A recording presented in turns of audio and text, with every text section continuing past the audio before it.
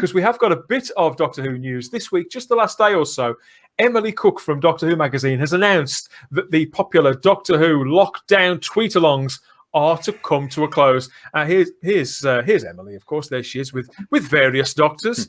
And I just wanted to say thank you, Emily Cook, for everything that you've done for the fandom over the last 12 months with these tweet-alongs. Most of us are very, very grateful. And we know the effort that's gone into these, securing all of the involvement of all the various talents and making all that bespoke new content for us. We really do appreciate it. And whatever's coming up next for Emily, I understand she's working with Big Finish. She's producing various things, which have probably led on to from all this content that she's put together. But I suppose that when something's been successful, half the trick, JT, is knowing when to quit, isn't it? Mm-hmm. Well, yeah, is that her sister up top left? Is that her sister? I've no idea who that is, but I've noticed that Peter Capaldi there on the right. That's what got me thinking of that. That's the wild hair of Peter Capaldi from series 10. Yeah. So thank you again, Emily. I enjoyed the few that I took part in anyway over towards the summer, and I know they've carried on. And what I like about it as well is that they've evolved. So they deliberately tapped into this creative side to the Doctor Who fandom that we all enjoy so much. That most of us have been involved in some respect or another, haven't we? So is she moving away from the magazine, or she's still doing that as well? Not that I know of. I think it's just a case of other opportunities for her have come along, and like I say, it's free time or whatever else, isn't it? And I think they may be running out of episodes too, or at least viable episodes, depending on who you talk to. But we might have a conversation about that another time. But I think it's a great achievement. And last year, all that the Doctor Who community managed to do, coming together for a few months at least, it was something that I know made a lot of us really quite proud. Vanessa says, whenever I see the Ice Warriors, my first thought is that the costume was too big in the proms for the actor. They do look big, don't they, Sarah? They do. Yeah. Talking about big monster costumes, you actually sent me this, didn't you, JT? I wanted to flash this up as well. This is really, really cute. This picture is from Paul Miles over on Facebook. So what exactly is this, JT? It's like it's an action figure, a custom-made action figure, isn't it? Absolutely. Paul's made... I don't know Paul, so hello to Paul if you're watching. And I was so impressed by this because he loves the character options action figures. But as many fans have done now, they've started to produce their own figures to go in that range. And what he's produced here is a wonderful-looking mandrill. And I just thought it was beautiful.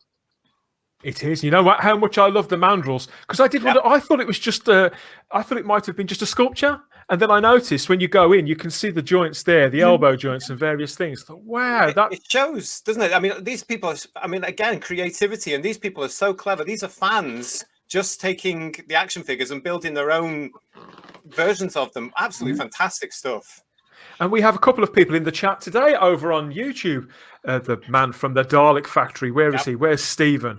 He's a mega neurobyte there. You know, the things that he can do with Daleks is incredible. And this is in. That just sounds wrong, doesn't it? Sounds wrong. Sorry, Stephen. That's another show altogether. It's the middle of the afternoon. Everybody, control yourselves. We haven't even got to the question. We haven't got to the questions yet. Oh dear, oh dear. Questions. Mandrills. Do you think?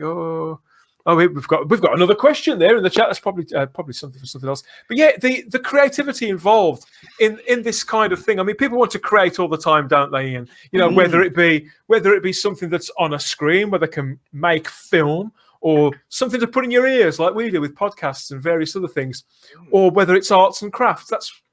I know that most franchises sort of most franchises spark this, I think, with people, you know, whether it's Harry Potter, Star Wars, or whatever, spark the creativity. But there's something about Doctor Who fans, Simon, isn't there? Well, it's funny, isn't it? That I think I've made this point before, that it's strange that, you know, much as something like, I don't know, EastEnders is loved, or Strictly Come Dancing, or whatever it is, they're much loved, but they don't somehow entice any involvement on the part of the viewer. It's a very passive thing. You sit and you watch it. And for some reason, why is it that sort of kind of genre stuff, not just Doctor Who, but Star Trek, Star Wars, whatever it is, somehow elicits that sort of desire on the part of some of the viewers to actually get more actively involved? What is it that's different with Doctor Who, etc., as opposed to EastEnders? Well, I would say that Doctor Who and genre stuff captures imagination, whereas EastEnders and Strictly and all that sort of stuff don't.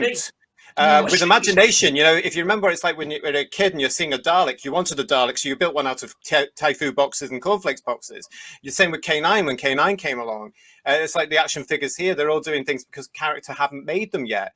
So once upon a time, Doctor Who was a great, and other series like it and other films like it, especially in sci-fi, was a great way for you to just be inspired. JT, do you think that the kitchen sink quality to Doctor Who and Blake Seven and other stuff, but particularly Doctor Who, the fact that sometimes you could tell the monsters were made from bubble wrap, do you think that might have inspired people as well to look around that, you know, to non-ironically to look around their own kitchen or whatever and say, "Mum, can I have that cardboard tube?" and shove that into there? Barnaby's laughing. You think he might have done it already? Build your own Wirren, yeah. Oh, yeah. Have the bubble wrap and go like, I've got like the Wirren hand. Yeah, I did that when I was a kid. I'm telling you. Well, yeah, I absolutely do. I absolutely do think that, you know, and that the whole bubble wrap incident, of course, when that came along in the Ark in Space, I'd never seen bubble wrap in my life because it wasn't as mass produced as it was, and it was hugely expensive then. But even today, when I get something coming along and it's wrapped in bubble wrap, I immediately think Wirren. I'll paint that green. You know, but I do think, I mean, I used to make, I don't know about you guys, but I used to try and make spaceships out of old Airfix pieces, washing up bottles, you know, and try and live up to what Matt Irvin was showing me on Swap Shop and Saturday Superstore. Yeah, I remember my very first Dalek was made out of an upside down paper cup with sort of just blobs pasted on the side. I'm just going to go back as well, Dan, to that comment that somebody's just popped up. Doctor Who chat has just popped up saying, reminds me of the mandrel that used to be in the window of Nostalgia and Comics in Birmingham. Nostalgia and Comics in Birmingham. I've got very happy memories of Saturdays spent in even what you call it, the Forbidden Planet had a Dalek in there. I think it was because in those days there were two. It was a blue shop and a red shop, and I think the red one had a Dalek. It was there only for a time though. But I remember going in there, you know, looking at it and thinking to myself, I wish I had that. I really do wish I had that. I remember the one weekend I actually borrowed for an event that I was doing back in the 80s. I borrowed the K9 from Nostalgia and Comics in Birmingham. I borrowed their K9 and put it in my hallway. And I can still remember the one day that the doorbell went and it was the postman. And I opened the door to the postman and the postman's like, "Is that? Is that?" He literally couldn't speak. I'm like, "Yes, it is. Yes, it is." Brilliant. You guys are not playing tricks on you. We have a question here, which sort of leads into the next thing I wanted to talk about, because out there in Doctor Who land, yeah, they are filming, but they're not. I understand they were filming on Barry Island quite recently, which is the location of standout Doctor Who classic Delta and the Bannermen, of course, back in '87. They've been back to Barry Island to film again in the last few weeks, but there's not a great deal to see. We've got a comment that's bang up to date here. This is from Garbage. That's Facebook.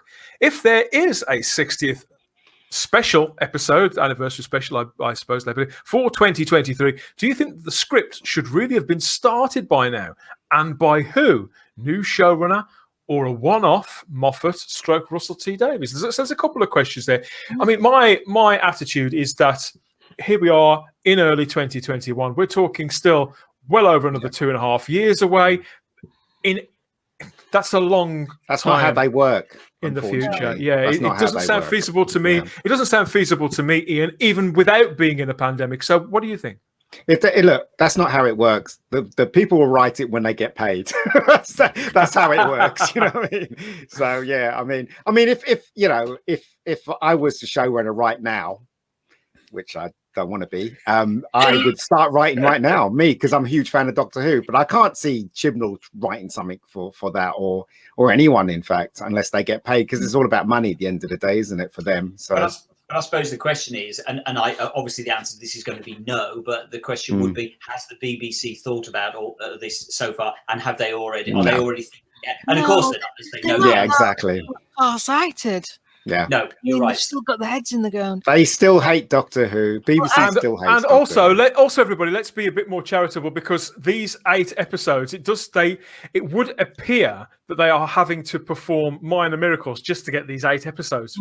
finished. And the talk that I am hearing is that plan could change, and that 6 episodes is actually a more feasible figure, that we may not even see those 8. Wow. So that's just for the end of this year. So I think in the short term future.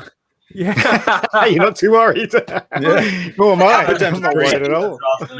In the short term, devil's advocate here, but what if there isn't a 60th? No, I think that's feasible as well. But Sarah. if there isn't, then we'll celebrate. We'll celebrate. You know, who needs the BBC? Who needs them? We're kind of taking it for granted that there's going to be one. There isn't. There probably isn't. There isn't going to, and if it is, it's not going to be a big, massive thing like that. That's right. It's going to be Jodie front and center. That's what it's going to be, and I don't want to be part of that rubbish. Not at all. Like even in, you know, I mean, apart from like the 5 Doctors, I mean, there wasn't one in the. Oh, there was one in the 90s. There were Dimensions in Time, weren't there? But no, that was nothing to do with it. Correct that. No, doesn't exist. Doesn't exist. It doesn't count. It was supposed to be a joke. Exist. That's the problem. It does. Look at the reactions when somebody mentions Dimensions in Time to a bunch of Doctor Who fans are wild. You've got this sort of this complete from Barnaby next to me, total denial the thing even exists. Yeah, exactly. It was so bad. It's like when Tom sort of first come. Oh, sorry. Yeah. I was the same thing. You got JT going, "Oh no, not again." Yeah, I mean, it just brings back. I mean, I was there the day Pertwee was down at what's the ship, Simon? What's the ship? I can't remember. Greenwich. The Cutty Sark. Yeah, and I was down there, and the whole thing was supposed to be just a joke. You know, it's just a token. And I remember Gary Downey saying to me, "This will shake everybody up," and I didn't know what the hell he meant. I thought he meant something technical, but here we are, all these years later, and now I get it because it's being dragged out of history. Just let it go. Pile of poo. Yeah, I just remember seeing Tom at the beginning. Tom at the beginning introducing him, like, "Tom, what have they done to you?"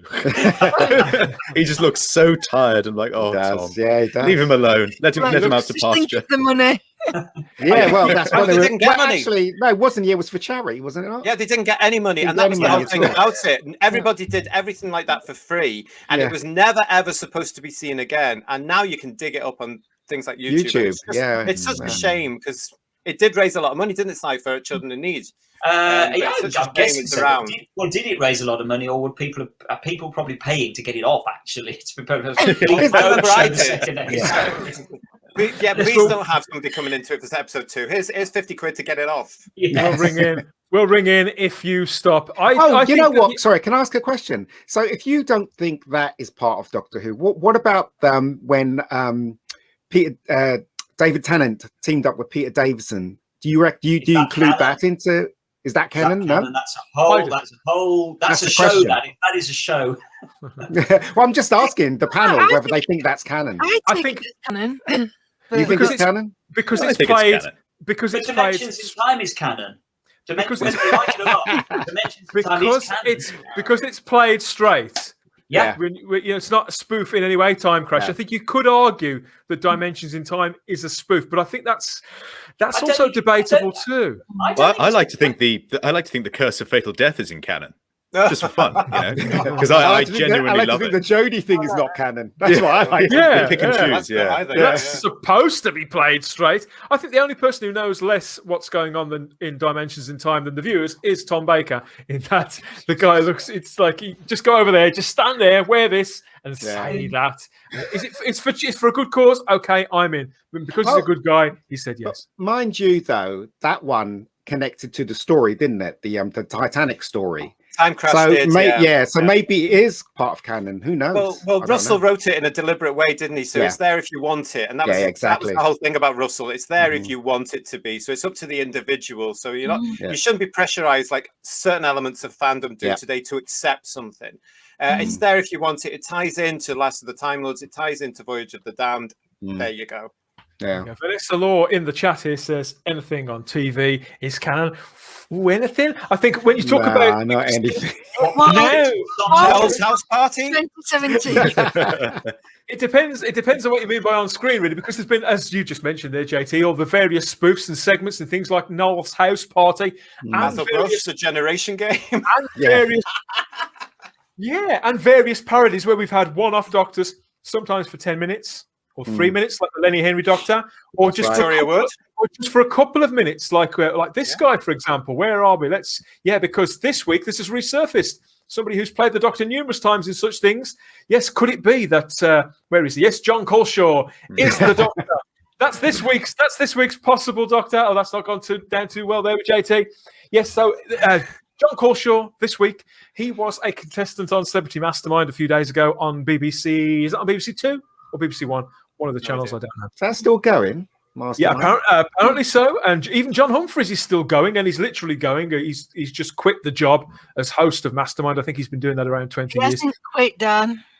He hasn't quit. No, he's retiring. I heard he's retiring. Is he being pushed? He's been replaced by a No, to give it to you, I'm going to put a bit of balance here. I actually heard it was his decision. He wanted to go. He wants to retire. Now, I would actually say that's more his polite way of saying I need to get out of the BBC. Do we know who's replacing him now? I can't remember her name. A woman. What a surprise! It's not going to be a bloke. Yes, he was quoted as saying he is retiring. The man he's well over 80, isn't he? But yes. Within 36 hours of it being announced that he wasn't going to be doing this job anymore, he has launched I won't say a scathing attack. The man is in his 80s, but he hasn't minced his words with the things that he said about the BBC. I haven't got them to hand, so I won't speculate about that. But if you good for him, though, good for him. One of the last great journalists. I do admire him, and good for him for speaking out. And good luck on Classic FM, John. Now, I haven't heard, I haven't seen or heard how well Jon Culshaw did on Mastermind. The clip is out there, and the entire show is up on YouTube too. So anybody can watch it from all over the world. So go and check that out. We wish John all the best with that, because he's one of us, isn't he, Barnaby? He's a Doctor Who fan. And that's what matters. But this week, I think we can safely say that he has officially engaged a campaign to get himself the job, to get himself the actual crap. Get the actual Doctor Who job. Jon Culshaw, he's been speaking to the Jon Culshaw on why he'd ace Doctor Who after putting hand up. I have to be careful how I read this. After putting hand up for during an unforgettable phone call with comedian Jon Culshaw, I lose count of the amount of times the conversation is interrupted by famous people. First to put in are two Doctor Who's, Tom Baker and Don Pertwee. Because, of course, this man can do so many voices, most of them to an uncanny standard. Can't he, Sarah? So he's incredibly gifted. And he is a massive fan of the show. Having been a fan of the show since I was 4, I think I'd like to not just play the Doctor, but be the Doctor in real life. It would be very interesting to see him as an actor rather than just the voices, because I don't think I've actually seen him be him. Nor have I. No, he hasn't done his own Doctor, but he has played. He did do a really good Third Doctor impression in this YouTube video or something, which was just dead on. He was fantastic playing. And he also played the not the caretaker. What's it called? Tom Baker's role in the gallery. No, the curator. Yeah, he also played that, and he was really, really good. So I'd be fully. Does he know how to do Jodie yet? That's easy. Just Jodie now. Just run around opening your mouth with your mouth gaping up, and that's. I do love you bitch. I love the fact that he's so enthusiastic about it, and he's always positive about Doctor Who. And lately, over the last few years, obviously he's been doing lots of unboxing videos for those vinyl sets that they do. Have you seen those, Simon? Those big vinyl sets of the missing stories. They put the soundtrack to them on vinyl, put them in lovely artwork and in a collective. Horror of Fang Rock's just come out, hasn't it? The artwork, the Horror of Fang Rock, is absolutely stunning. I want it on my wall. It's worth buying the album just to put the cover on your wall. Fabulous. Just the artwork there, yeah. And I haven't ever seen him straight act either. But I said this about Richard Ayoade, and I've mentioned him a few times. So potentially, by the same measure, I was wondering if Jon Culshaw had been in something like, had he been in Holby, has he been in Casualty or Midsummer Murders or something that I just haven't seen? And is he actually capable of? I've never seen him act in anything apart from doing impressions. Has anybody seen him act in anything apart from doing impressions? No, not a thing. Let us know in the chat. I would like to see Catherine Tate doing an impression of Jodie Whittaker. Says M in the chat there. I'm not sure I'd like to see that, but Live without. whatever. Garbage says, forget Jon Culshaw. There's a picture of Anthea Turner. Anthea Turner. What happened to her? She one of the contestants as well. What happened to her? So she is. There she is. Yeah, looks like it over here. There she is. Yeah, Little Anthea. Tiny Anthea. Yes, yes, looks like it. She was the Blue Peter presenter who'd made the old what do they call it? The Tracy Island, wasn't she? So Tracy Island. Oh, actually. Blown up. Oh, can I just blown say? up live on screen. Can I just say hello to two little boys that might be watching, because they are big Thunderbird fans and Doctor Who fans. I'd like to say hi Teddy and hi Zach. Get to bed. They love the Daleks, the Cybermen, K9, and they love Doctor Who. And they discovered this show through their dad Phil. Well done, Phil. Pass the word on. Yes, hi guys. We do try and keep the show clean.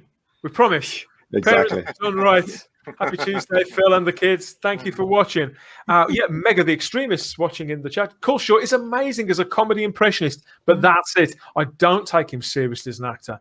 Just have to listen to him as the Brig on Big Finish, and you'll hear what I mean. It's terrible. I haven't heard Jon Culshaw perform the Brigadier fully. I've heard a trailer and one scene, and I've got to be honest, I thought he was outstanding. But I suppose maintaining that for an hour and a half to 2 hours, I'll take your word for it. I haven't heard those. Anybody heard those in full? The Brigadier stuff, the Central Laws Doctor? No. Maybe not. I don't know. But he's also involved in this. There's a new line from Big Finish starting as well. Also involved in. He's also Sarah, your pussies just fell off the window. Exactly. Oh, you're so horrible. Yes, where were we? Somebody's distracting me from where we are. Kids are watching. What is wrong with you? Jon Culshaw here. Jon Culshaw's also reading this brand new audio novel. This is a new thing that Big Finish are doing. Audio books, literally audio books, traditional audio books. This one lasts about 6 hours. And I would gather it's a specially commissioned novel set in the classic era there with the invasion Cybermen and John Pertwee's Doctor and Liz Slade and Sarah Jane. So it'll all be read by Jon Culshaw, and therefore one assumes he will do whatever little flourishes of voice work. We'll get a burst of his John Pertwee in that too. But this is another innovation from Big Finish. I know we've spoken before why we can't keep up with their lines of merch, Simon. We can't, can we? Don't start me on it, really. An audio book playing for 6 hours in the car. How the hell have they managed to get the audiobook stuff? Because that was BBC, wasn't it? They were doing the audiobook stuff. So how have they managed to get? How Big Finish managed to get this side of stuff? They've been sucked in, mate. They've been sucked in. Possibly. I do like that artwork, though. Who did that? Yeah, I do. Beautiful. Brilliant. I have got the artist on my Instagram page, so I'll make sure there's a link in the description of this video. Yes, this artist, I can't remember their name. Lots of beautiful artwork based around cult TV. So shows like Sherlock and The Expanse. Lots of great stuff this artist has worked on.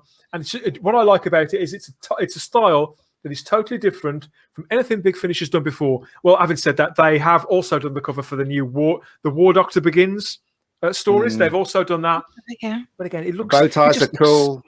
It just looks so different, doesn't it? So it's John Pertwee cool. He's cool as well. Yeah. And those are the kind of covers I think they should have gone for the modern Target novels. I know we've talked about. Yeah, absolutely. Like that. At least they're breaking the mold, going for something new and distinctive. That's my favourite design of a Cyberman. That's my favourite design. The invasion style. Invasion ones are brilliant. Okay, never been a Doctor Who fan from Northern Ireland. Never been a Doctor Who from Northern Ireland though. I did hear James Nesbitt, mentioned a few times. He was mentioned for the run up to what became the Paul McGann TV movie in '96, I think he went on to bigger and better things. James Nesbitt.